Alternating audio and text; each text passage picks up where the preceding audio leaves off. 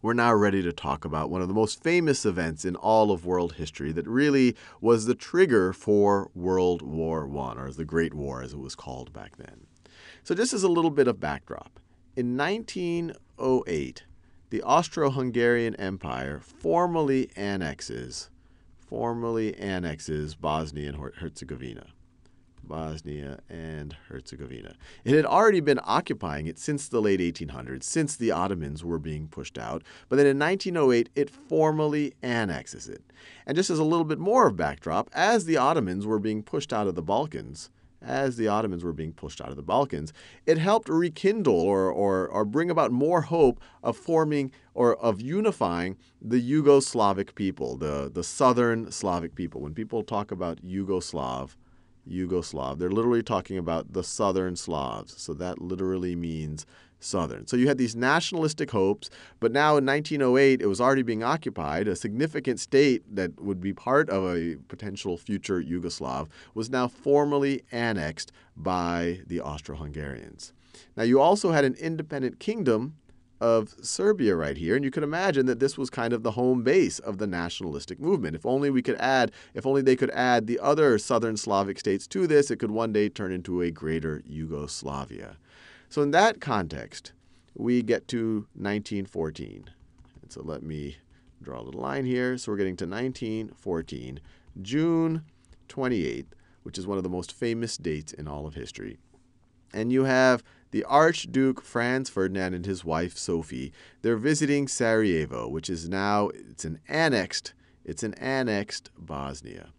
And when they are there, there is a ploy, there is a scheme to assassinate them from a group. They're called the Young Bosnians. They have ties to the Black Hand, which is kind of this nationalistic group that has ties. Many people say. I mean, all of these things are all very shady and behind the scenes, but it has ties to elements in the Kingdom of Serbia.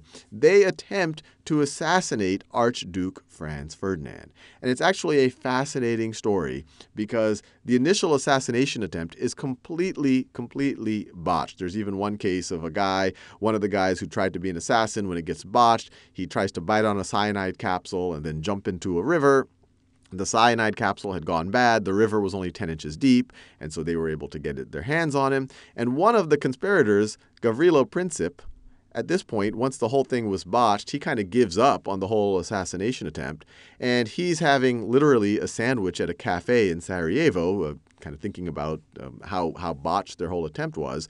And while that was happening, a mistake on the part of those planning Archduke Franz Ferdinand's route as he was traveling within Sarajevo has them driving right near Gavrilo Princip. So he sees all of a sudden that they've taken the wrong route, that they're driving right by him again. Remember, his people already knew that there was an assassination attempt on him earlier in the day, so they should have been more careful. Now Gavrilo Princip gets up, puts his sandwich down, and starts walking over to where he sees Archduke Franz Ferdinand and Sophie's car going. Now, the drivers, once they realized that they had made a mistake, they had taken a less safe route, they try to back up, which makes things even worse because then the car starts stalling. And Gavrilo Princip literally walks up to the car and is able to shoot Archduke Franz Ferdinand and Sophie. And just to give you a sense of how important this is, Archduke Franz Ferdinand of Austria is the heir. He is the nephew of Franz Joseph, who is the ruler of Austria-Hungary, and so he is the heir to the empire, and so he gets assassinated by Gavrilo Princip. So Franz Ferdinand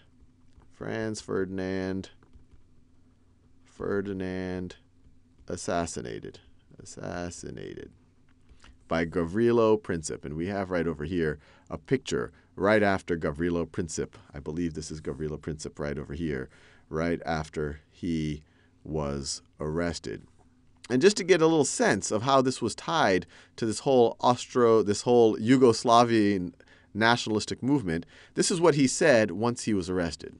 I am a Yugoslav nationalist, aiming for the unification of all Yugoslavs, and I do not care what form of state, but it must be free of Austria.